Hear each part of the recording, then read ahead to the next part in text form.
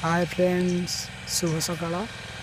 आम आज आसीचु सप्तफेणी मंदिर। यहाँ बड़गोठर प्रसिद्ध ठाकुर। खास कर या साइड प्लेस बहुत सुंदर। देखंतु देखंतु मो सप्तफेणी मूर्ति पाखक नहीं जाऊँगी। बहुत किसी परिवर्तन हो मंदिर देखिले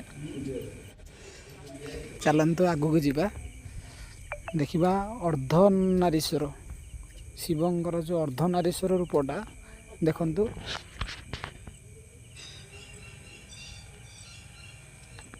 देखंतु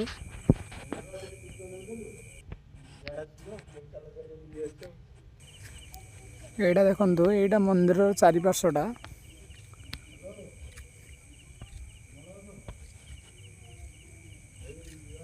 मंदिर ऑलरेडी रिपेयर चली खोला ही नहीं। चलते आगू को जावा देखा। देखंतु ये आमर बड़ ठाकुर श्री जगन्नाथ।